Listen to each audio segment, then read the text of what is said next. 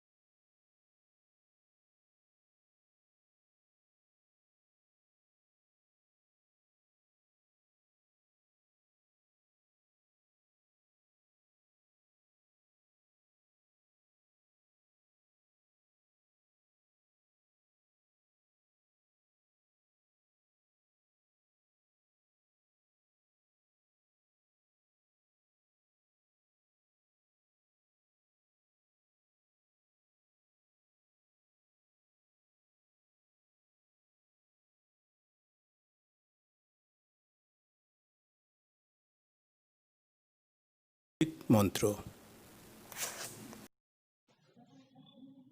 ওম সহনা ভবতু সহনৌ ভুনক্তু সহ বীর্যং করবাবহৈ তেজস্বিনাবধীতমস্তু মা বিদ্বিষাবহৈ। ওম শান্তি শান্তি শান্তি। হরিঃ ওম। ওম নমঃ শ্রী যতিরাজায় विवेकानन्दसूरये सच्चित्सुखस्वरूपाय स्वामिने तापहारिणे। ॐ सरस्वती महाभागे विद्ये कमललोचने विश्वरूपे विशालाक्षि विद्यां देहि नमोस्तुते। এবার উদ্বোধনী সঙ্গীত পরিবেশন করবে বিদ্যাপীঠের ছাত্রী পায়েল মণ্ডল। স্বদেশ বিদেশ উছলে উঠেছে তোমার নবীনতন্ত্র, আকাশ বাতাস ধ্বনিয়া তুলিছে তোমার মোহন মন্ত্র। স্বদেশ বিদেশ উছলে উঠেছে তোমার নবীনতন্ত্র, আকাশ বাতাস ধ্বনিয়া তুলিছে তোমার মোহন মন্ত্র। নন্দিত ধারা মন্দির মাঝে ধর্মের শ্রাকান্ধ, মোদের বিবেকানন্দ তুমি গো বিশ্ব বিবেকানন্দ, মোদের বিবেকানন্দ তুমি গো বিশ্ব বিবেকানন্দ।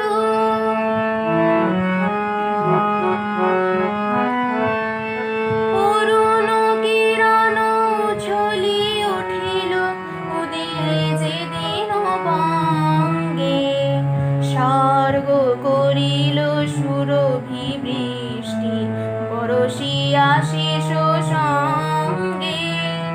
অরুণ কিরণ উছলি উঠিল উদিলে যেদিন বঙ্গে, স্বর্গ করিল সুরভি বৃষ্টি বরষিয়া শিশ সঙ্গে। প্রেমের পুণ্য প্রবাহে সাজিল গৌর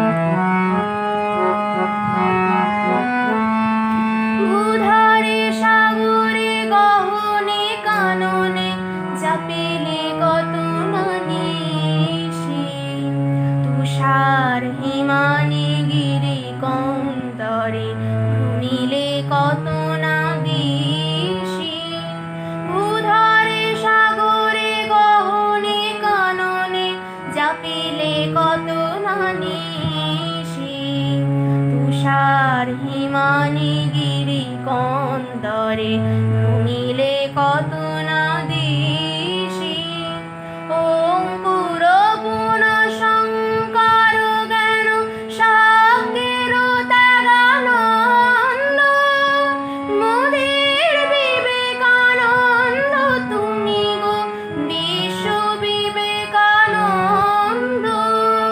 মোদের বিবেকানন্দ তুমি গো বিশ্ব বিবেকানন্দ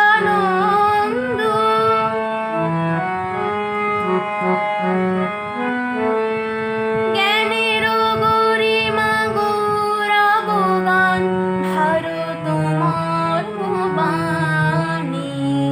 পাশ্চাত্য সেথা বেদান্ত গাথা শুনি বিস্ময় মানি জ্ঞানের গরিমা গৌরব গান ভারত মর্মবাণী পাশ্চাত্য সেথা বেদান্ত গাথা শুনি বিস্ময় মানি স্নিগ্ধ ভাবের শক্তি মাধুরী মুগ্ধ নূতন ছন্দ মোদের বিবেকানন্দ তুমি গো বিশ্ব বিবেকানন্দ মোদের বিবেকানন্দ তুমি গো বিশ্ব বিবেকানন্দ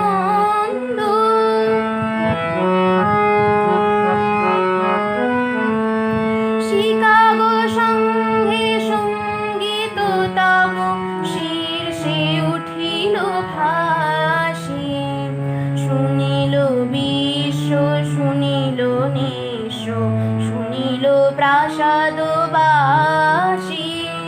শিকাগো সংঘে সঙ্গীত তব শীর্ষে উঠিল ভাসি শুনিল বিশ্ব শুনিল নিঃস্ব শুনিল প্রাসাদবাসী সৃজিলে শ্রীমঠ কুঞ্জ কুঠির তীর্থ মুখরা বৃন্দ মোদের বিবেকানন্দ তুমি গো বিশ্ব বিবেকানন্দ মোদের বিবেকানন্দ তুমি গো বিশ্ব বিবেকানন্দ মোদের বিবেকানন্দ তুমি গো বিশ্ব Vivekananda.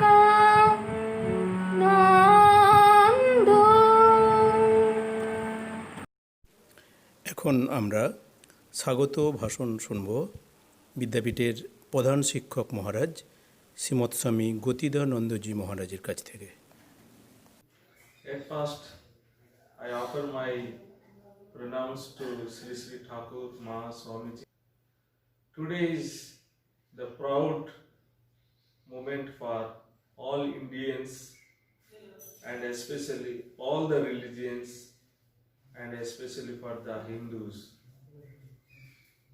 Swami Vivekananda, the disciple of Bhagavan Sri Ramakrishna Dev, who represented Hinduism at the World Parliament of Religions in Chicago in 1893.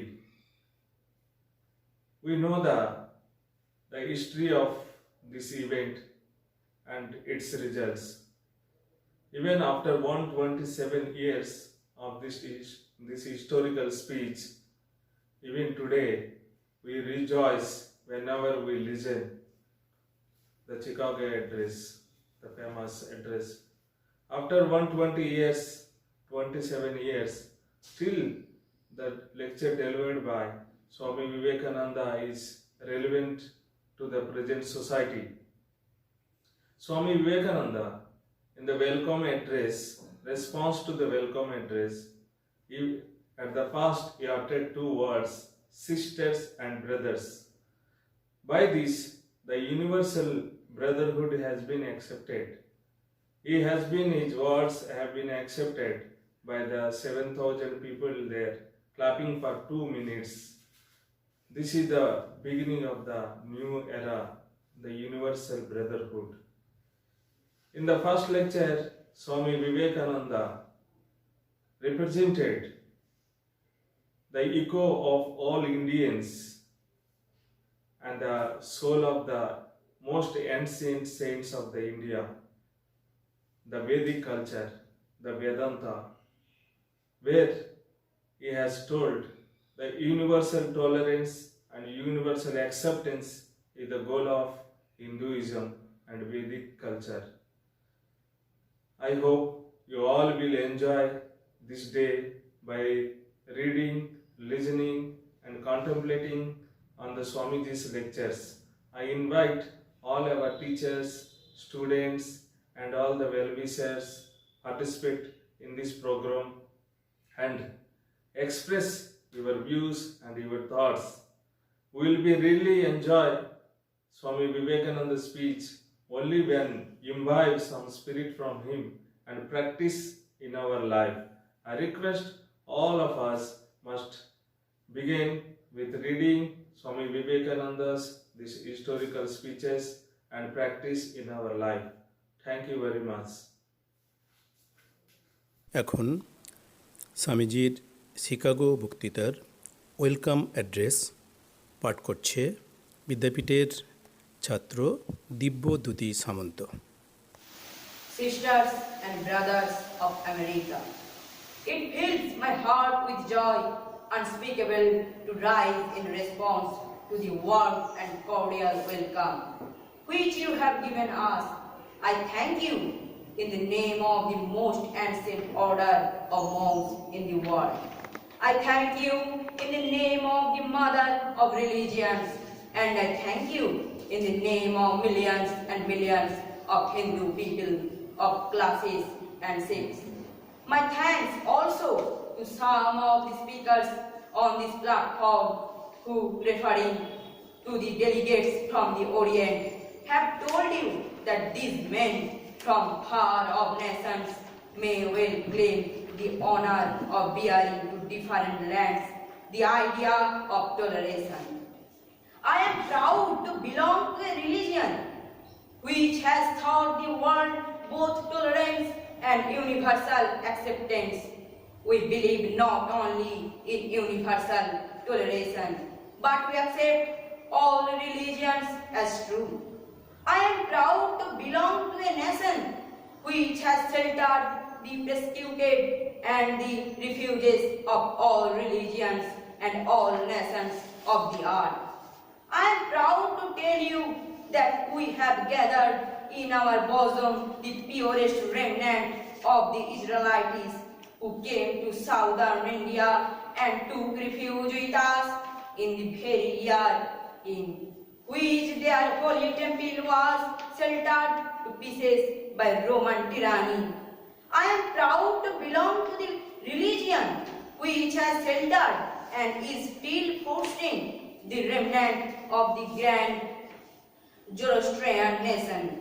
I will quote to you, brethren, a few lines from a hymn which I remember to have repeated from my earliest boyhood, which is every day repeated by millions of human beings, as the different streams having their sources in different paths which men take through different tendencies, various though they appear crooked or straight, all lead to thee.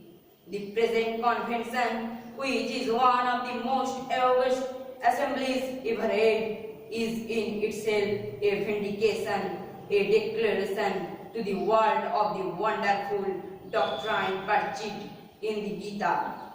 Whosoever comes to me, through whatsoever form I reach him, all men are struggling through paths which in the end lead to me.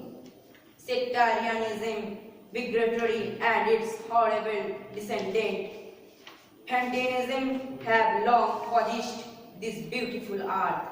They have filled the earth with violence, drenched it often and often with human blood, destroyed civilization and sent whole nations to despair. Had it not been for these horrible demons, human society would be far more advanced than it is now.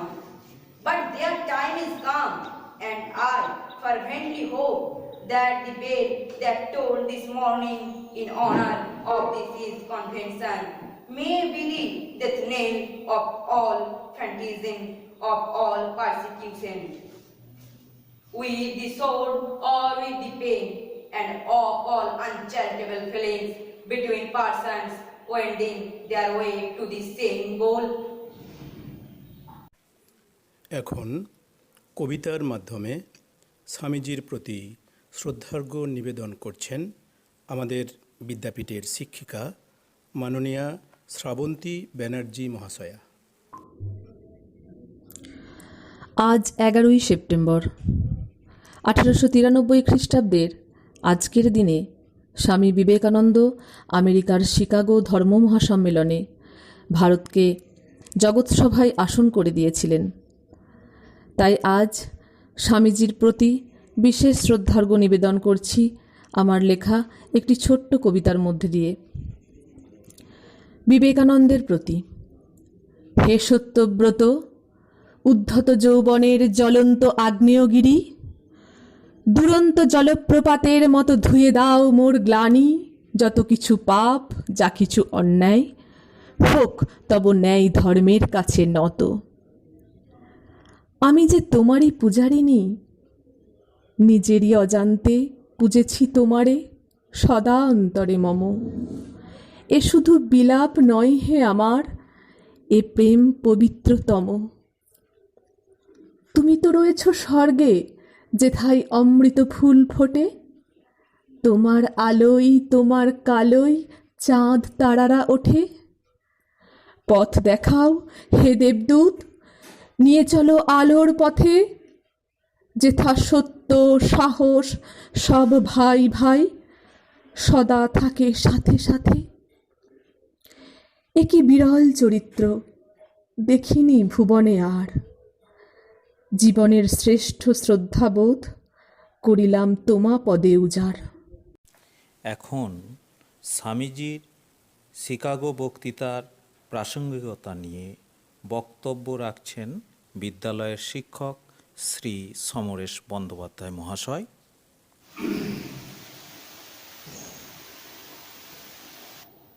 আমাদের আধ্যাত্মিক ত্রয়ী শ্রী শ্রী ঠাকুর মা স্বামীজিকে প্রণাম জানাই। প্রণাম জানাই আমাদের বিদ্যাপীঠের প্রধান শিক্ষক মহারাজ শ্রীমৎ স্বামী গতিদানন্দজি মহারাজকে, প্রণাম জানাই অন্যান্য মহারাজদের।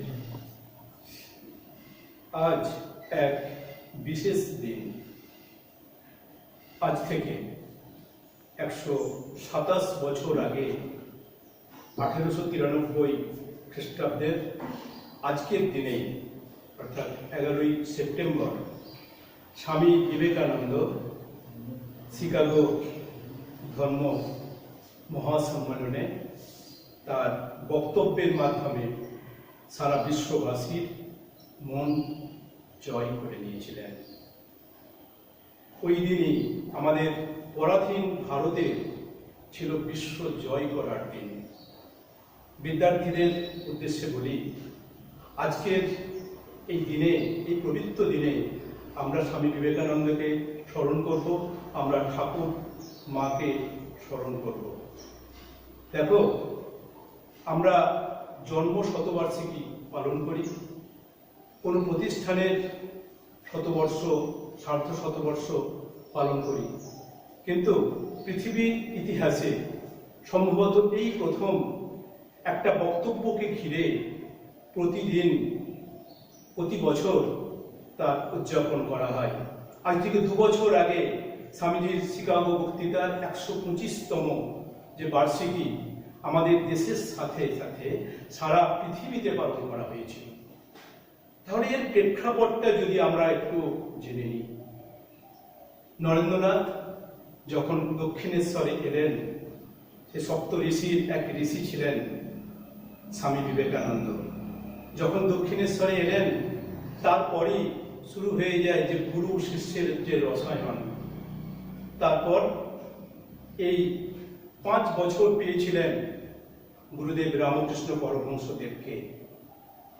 কাশীপুর উদ্যান বাটিতে যে দিনের পর দিন যে গুরু শিষ্যের যে কথাবার্তা হয়েছিল, তার পরিপ্রেক্ষিতে স্বামী বিবেকানন্দ বলেছিলেন, নরেন্দ্রনাথ বলেছিলেন যে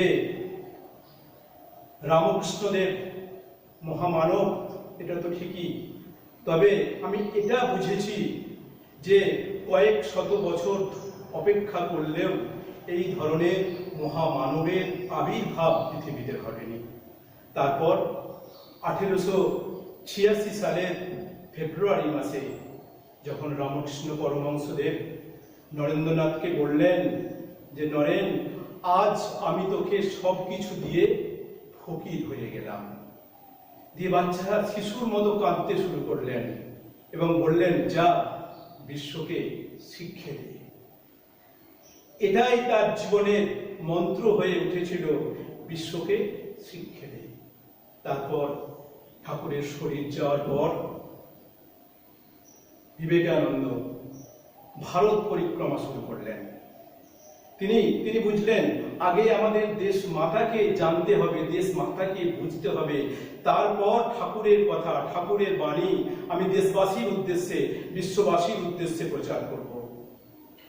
সেই 4 বছর পর যখন কন্যাকুমারিকাতে ধ্যানে বসলেন, স্বামী বিবেকানন্দ ধ্যানে বসলেন। এটাও হয়তো পৃথিবীর ইতিহাসে এই প্রথম। আমাদের মুনি ঋষিরা ধ্যান করতেন, হ্যাঁ, স্পিরিচুয়ালিটি আমাদের দেশের একটা গর্ব, কিন্তু নরেন্দ্রনাথ সেদিন কন্যাকুমারিকাতে যে ধ্যান করেছিলেন, সেই ধ্যানের উদ্দেশ্যই ছিল আমাদের দেশ ভারতবর্ষ। কন্যাকুমারিকার রকে ধ্যান করছেন, তখনই তিনি মনে মনে সংকল্প করে নিলেন, আমি পাশ্চাত্যে যাব, আমি গুরুদেবের বাণীকে বিশ্বে প্রচার করব। তারপর অনুমতি নেওয়া বাকি ছিল শ্রী মায়ের। শ্রী মায়ের অনুমতি পেলেন, বললেন যাও, ঠাকুরের নির্দেশ পালন করো।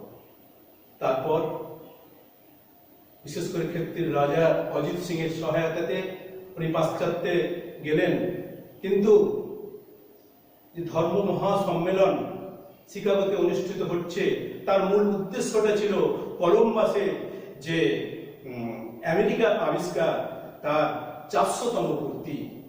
সেখানে এটাও হয়তো পৃথিবীর ইতিহাসে এক প্রথম যে সর্বধর্ম সমন্বয়কে সামনে রেখে ধর্ম মহাসম্মেলন।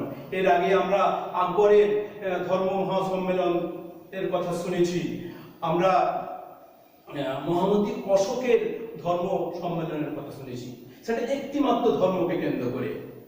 সেই ধর্ম মহাসম্মেলনে স্বামী বিবেকানন্দের ইচ্ছে যে বক্তব্য রাখবেন, কিন্তু বক্তব্য রাখার জন্য তো পরিচয়পত্র চাই। স্বামী বিবেকানন্দের কোনো পরিচয়পত্র ছিল না। আমেরিকাতে পরিচিত হলেন এক গ্রিক অধ্যাপক রাইটের সাথে। রাইটকে ওনার কথা বললেন, তবে রাইট কয়েকদিনের মধ্যেই বুঝে ফেলেছিলেন স্বামী বিবেকানন্দের পাণ্ডিত্যের কথা। তিনি তখন ধর্ম মহাসম্মেলনের প্রেসিডেন্ট বনিকে চিঠি লিখলেন এবং চিঠিতে বললেন যে ইনি স্বামী বিবেকানন্দ ভারতবর্ষ থেকে আসছেন, তবে আমি এটুকু বুঝেছি ওই ধর্ম মহাসম্মেলনে যে সমস্ত পণ্ডিত বক্তব্য রাখবেন, তাদের পাণ্ডিত্য যদি যোগ করা হয় তাহলেও কিন্তু স্বামী বিবেকানন্দের পাণ্ডিত্যের সাথে সমান হবে না। এবং বিবেকানন্দকে বলেছিলেন যে সূর্যকে যদি জিজ্ঞাসা করা হয় তার সূর্য কিরণ দেওয়ার অধিকার আছে কিনা, ঠিক তেমনি যে তোমারও অধিকার আছে ওই ধর্ম মহাসম্মেলনে বক্তব্য রাখার। তারপর সেই এলো কাঙ্ক্ষিত দিন 1893 সালের 11 সেপ্টেম্বর, সোমবার ঠিক 10টাতে ধর্ম মহাসম্মেলন শুরু হলো। 10টা ঘন্টা বাজলো, কারণ ধর্ম মহাসম্মেলনে 10টা ধর্মের প্রতিনিধিরাই সেখানে উপস্থিত ছিলেন এবং ঘন্টার মধ্যে লেখা ছিল লাভ টু ইচ আদার, অর্থাৎ পরস্পর পরস্পরকে ভালোবাসো। উদ্বোধনী বক্তব্যে ধর্ম মহাসম্মেলনের প্রেসিডেন্ট যেটা বলেছিলেন, religion is the love and worship of god and love and service of man, যেটা স্বামী বিবেকানন্দেরও মন্ত্র ছিল, যেটা গুরুদেব রামকৃষ্ণ পরমহংসদেবের মন্ত্র ছিল। তারপর দ্বিতীয় অর্থ, 3টের পর স্বামী বিবেকানন্দ মঞ্চে উঠলেন। তার আগে মা সরস্বতীকে প্রণাম জানালেন এবং মঞ্চে উঠেই উনি যেন দেখতে পাচ্ছেন রামকৃষ্ণ পরমহংসদেব বলছেন, নরেন নরেন শিক্ষে দে। তারপর শুরু হলো sisters and brothers of America. তারপর প্রায় 2 মিনিট হাততালি চলল। সবচেয়ে অবাক করার মতো ব্যাপার, এর আগে যারা ওই দিন ফার্স্ট হাফে বক্তব্য রেখেছিলেন তাদের মধ্যেও 2জন ওই একই কথা বলেছিলেন, কিন্তু দর্শকদের মধ্যে কোনো ফিলই ছিল না। কারণ স্বামী বিবেকানন্দ এমন এক ব্যক্তিত্ব ছিল, যদি আমরা সফলতার সূত্রটা আমরা যদি এখানে জানি, বিদ্যার্থীদের উদ্দেশ্যে বলি, LAW লয়ের এল হচ্ছে লোক, যার লোকটা স্বামী বিবেকানন্দের লোক আমরা সবাই জানি। সেই লোক সারা বিশ্ববাসীর মনকে জয় করে নিয়েছিল। আর ওনার অ্যাটিচিউড, ওনার যে পজিটিভ অ্যাটিচিউড, প্রথম অর্ধে বিরতির সময় অনেকে স্বামী বিবেকানন্দকে ইন্ডিকেট করে বলেছিলেন যে মঞ্চে 10টা ধর্মগ্রন্থ আছে, সেই ধর্মগ্রন্থের মধ্যে আমাদের গীতা ছিল সবার নিচে। অনেকে স্বামী বিবেকানন্দকে বলেছিলেন, Swamiji please see where is your Gita, কারণ তারা ইন্ডিকেট করতে চাইছিলেন যে গীতা আছে সবার নিচে। তখন কনফিডেন্টলি স্বামী বিবেকানন্দ উত্তর দিয়েছিলেন, হ্যাঁ আমাদের গীতা ঠিক জায়গাতেই আছে, কারণ ওইটাই তো ভিত, গীতাই হচ্ছে ফাউন্ডেশন অফ অল রিলিজিয়ান, ওই জন্য সবার নিচে আছে গীতা। এই হচ্ছে স্বামী বিবেকানন্দ। LA অ্যাটিটিউড আর W হচ্ছে ওয়ার্ড। ওনার শব্দ চয়ন, ওনার কমিউনিকেশন স্কিল সারা বিশ্ববাসীকে মুগ্ধ করে দিয়েছিল। যার প্রথম দিনের বক্তব্যের মূল কথাটাই ছিল সর্বধর্ম সমন্বয়, যেটা গুরুদেবের কথা। তারপর যে ওনার 6টা বক্তব্য আমরা পাই, 6টা বক্তব্যের মধ্য দিয়েই যে মূল কথাটা উনি বোঝাতে চেয়েছিলেন, বিরোধ নয় শান্তি, এবং আমাদের আরো উদার হতে হবে। সারা বিশ্ববাসীকে উনি এই শিক্ষাই দিয়েছিলেন। শিকাগো বক্তৃতার পর স্বামী বিবেকানন্দ হলেন বিশ্ব বিবেকানন্দ। আমরা স্বামী বিবেকানন্দকে শিক্ষাবিদ বলে জানি, আমরা স্বামী বিবেকানন্দকে একজন আধ্যাত্মিকতার মানুষ হিসেবে জানি, কিন্তু ওনার মধ্যে সমস্ত প্রতিভারই বিকাশ সাধন ঘটেছিল। উনি একদিকে যেমন ছিলেন এক আধ্যাত্মিকতার মূর্ত প্রতীক, ঠিক একইভাবে উনি ছিলেন একজন বিশিষ্ট সাইকোলজিস্ট। বিভিন্ন সাইকোলজি, ওয়েস্টার্ন কান্ট্রিতে বিভিন্ন সাইকোলজির যে সেমিনার হতো, মনোবিদ্যার যে সেমিনার হতো, সেখানেও তিনি কিন্তু বক্তব্য রাখতেন। এবং বলা যায় যে পজিটিভ সাইকোলজি 1890 এরপর যে পজিটিভ সাইকোলজির যে জন্ম হয়েছিল, সেখানে স্বামী বিবেকানন্দের ভূমিকা ছিল অনস্বীকার্য। উনি বলেছিলেন যে psychology is the science of all sciences, কারণ মনোবিদ্যা হচ্ছে সমস্ত বিজ্ঞানেরই অন্যতম।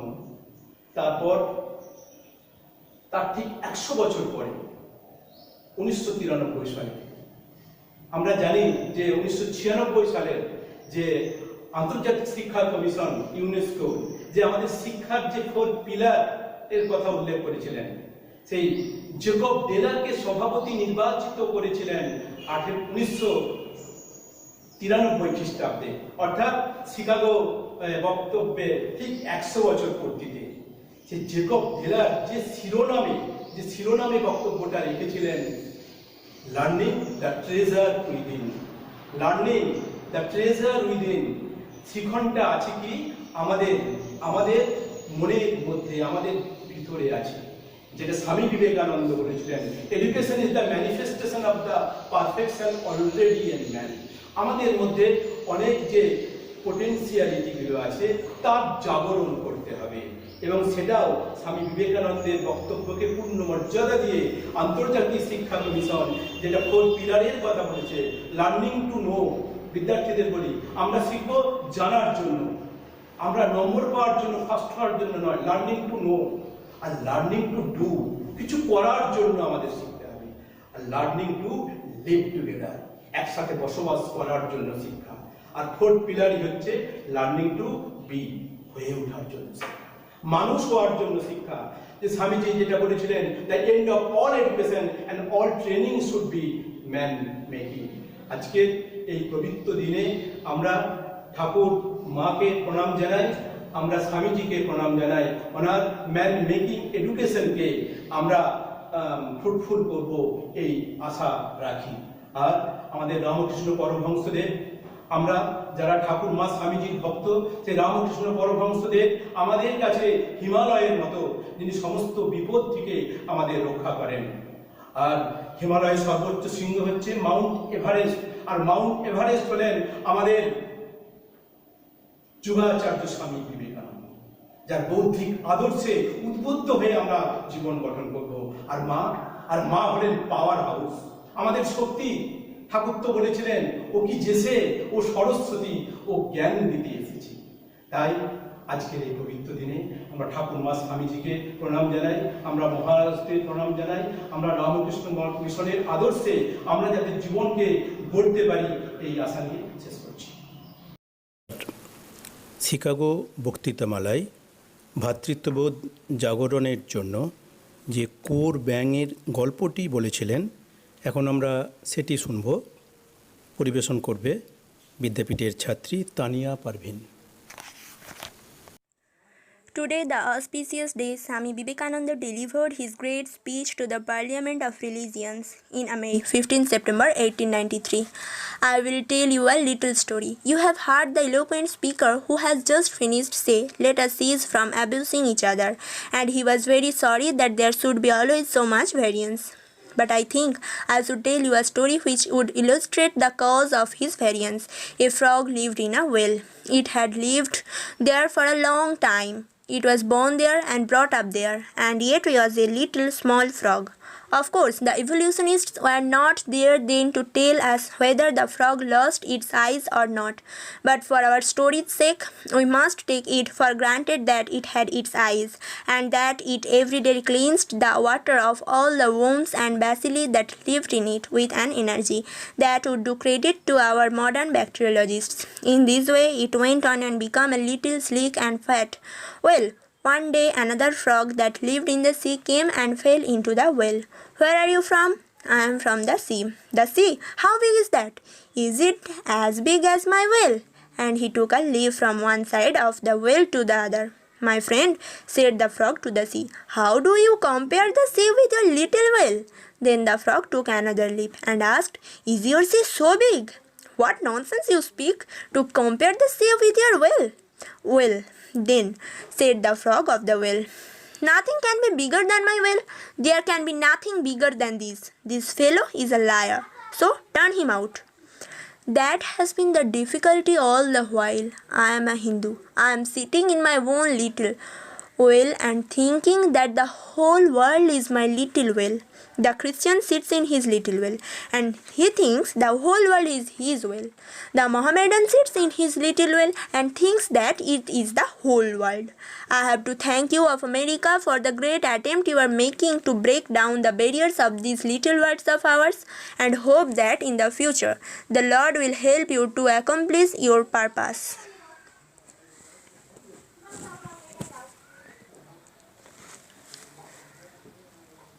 Address at the final session, 27 September 1893.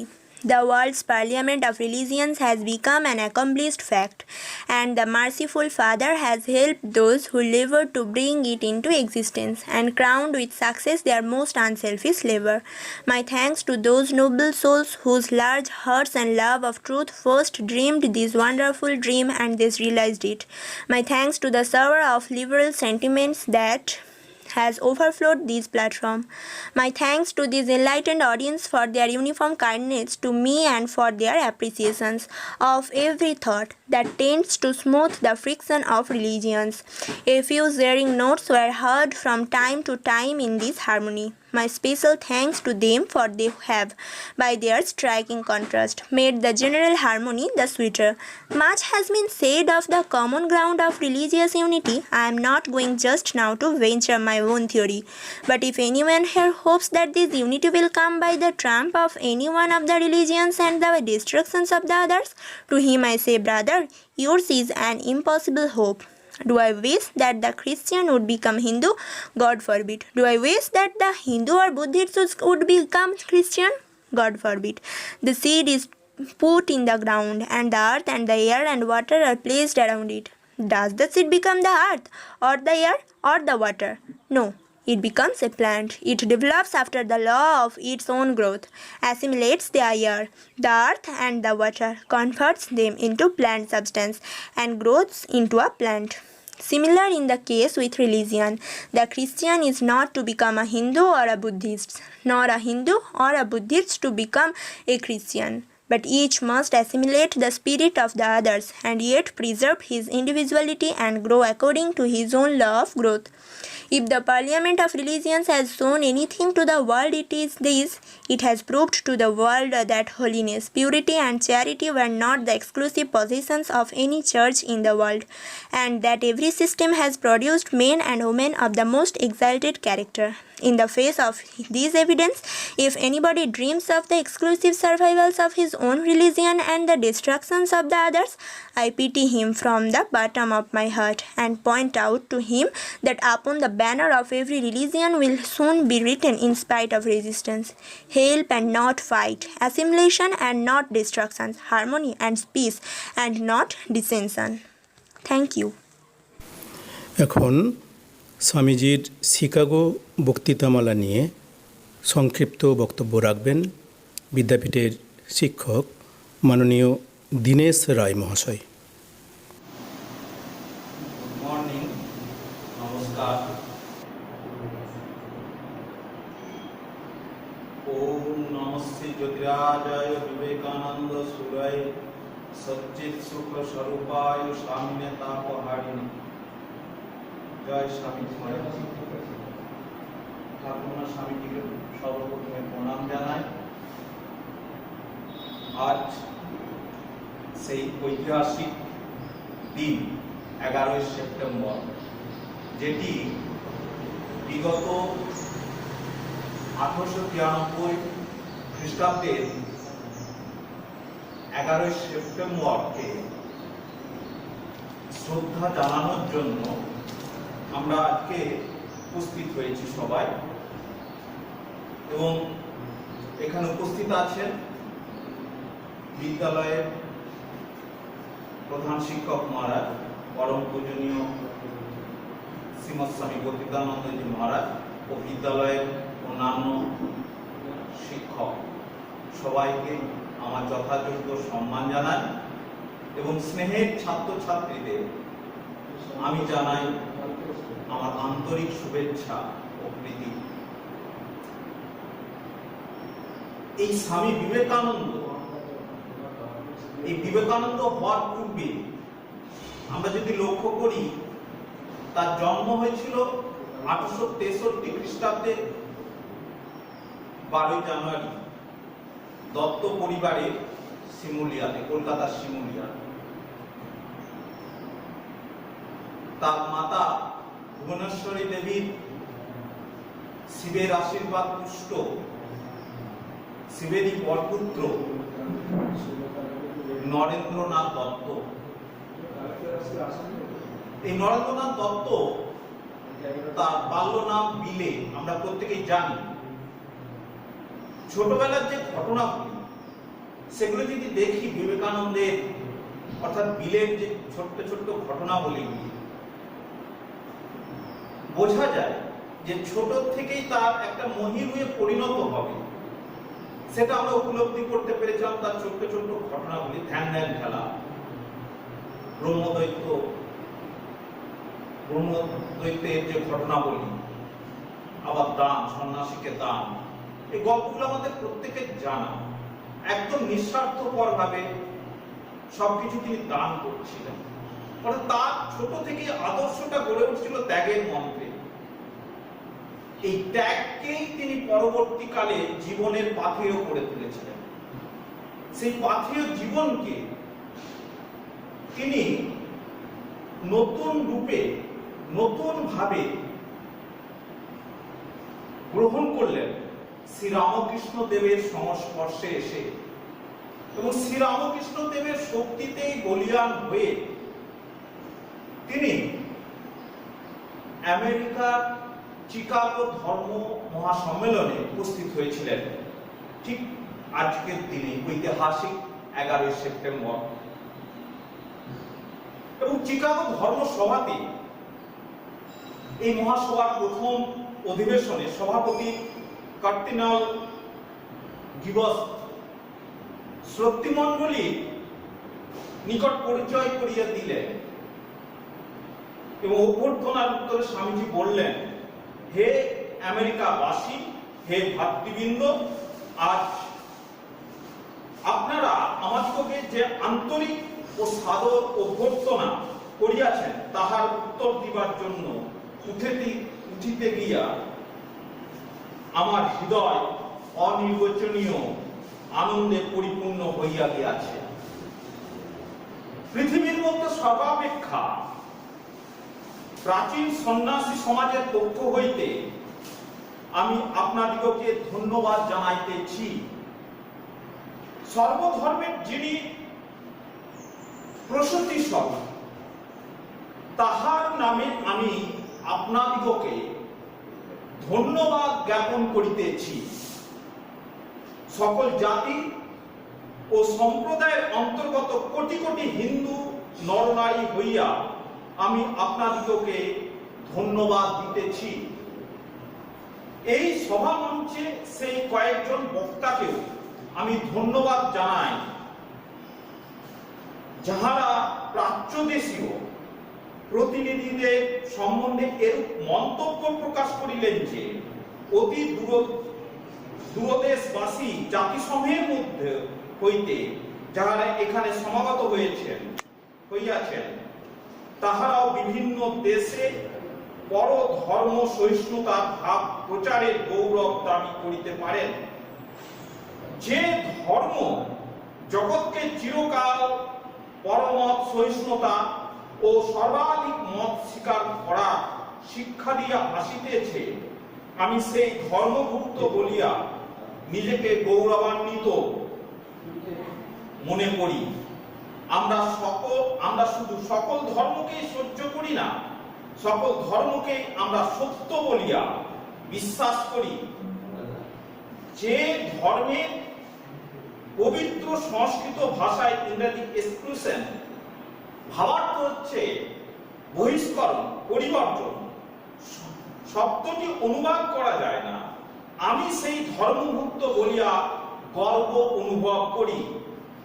যে জাতি পৃথিবীর সকল ধর্মের ও সকল জাতির নিপীড়িত আশ্রয় প্রার্থী জনগণকে চিরকাল আশ্রয় করিয়া আসিয়াছে, আমি সেই জাতির অন্তর্ভুক্ত বলিয়া নিজেকে গৌরবান্বিত মনে করি।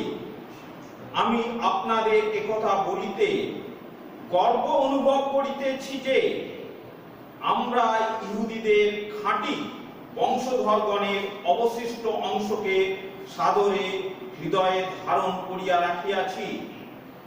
যে বৎসর রোমানদের ভয়ঙ্কর উৎপীড়নের তাহাদের পবিত্র মন্দির বিধ্বস্ত হয়, সেই বৎসরই তাহারা দক্ষিণ ভারতে আমাদের মধ্যে আশ্রয় লাভের জন্য আসিয়াছিল।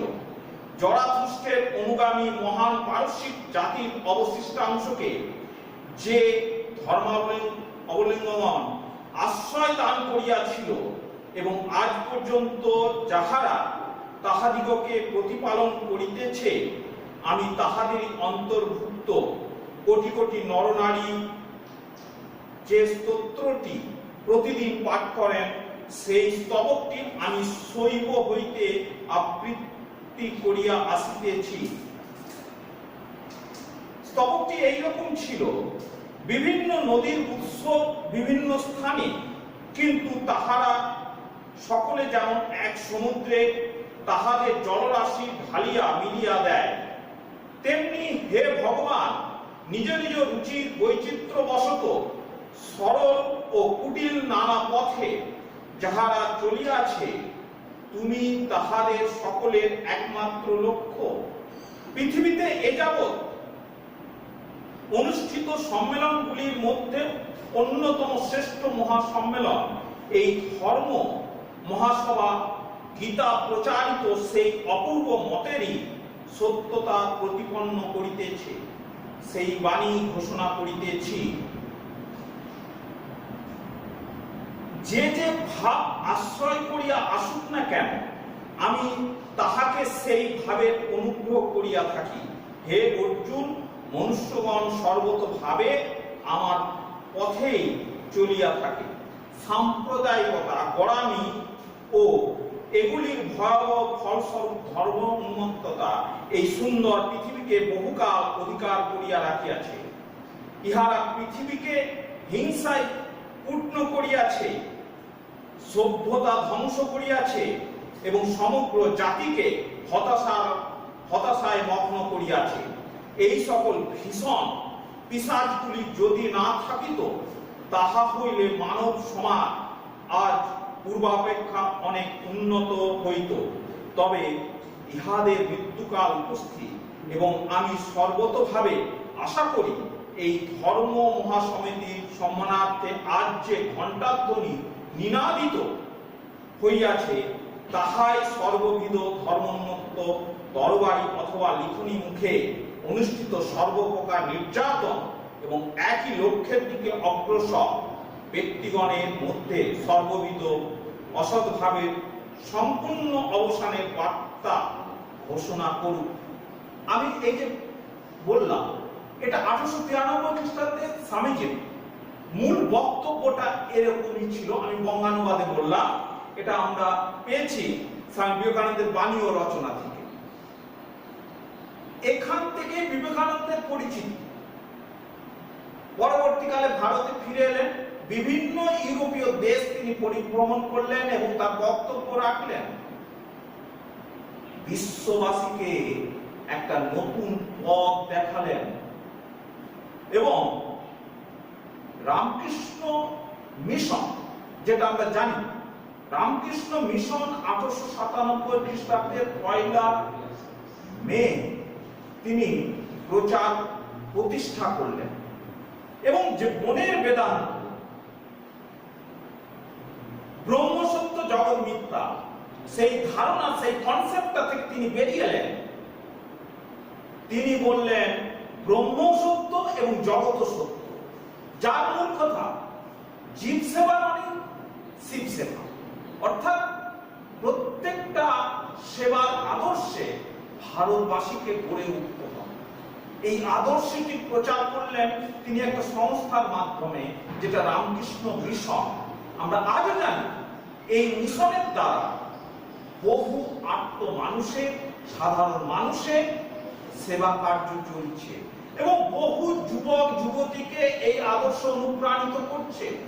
সেই ধারা আজও অব্যাহত আছে এবং রামকৃষ্ণ মিশন সেই কাজে আজও চলেছে এবং মন মিশনের রুলস থেকে, রেগুলেশন থেকে যাবতীয় বিবেকানন্দের আদর্শ বাণী দ্বারা আজও প্রচারিত। আজকে সেই দিনে তার কথাগুলি আমরা স্মরণ করছি এবং এই মহান মনীষীর জীবনী কাল আমরা যদি দেখি 1863 থেকে 1902, এই মাত্র 39 বছর বয়সে তিনি বিশ্বকে তোলপাড় করে দিলেন এবং যে পথ তিনি দেখালেন, সেই পথ ধরেই আমরা আলোকের সন্ধানে আজও হেঁটে চলেছি। সেই মহান মনীষীকে আমরা জানাই, আমি জানাই আন্তরিক প্রণাম এবং আমার শ্রদ্ধা। এখানে আমার বক্তব্যটি শেষ করছি। আমরা এই মহতী অনুষ্ঠানের একদম শেষ পর্যায়ে এসে পৌঁছেছি। এখন সমাপ্তি সঙ্গীত পরিবেশন করবে বিদ্যাপীঠের ছাত্রী অভিষিক্তা ব্যানার্জি।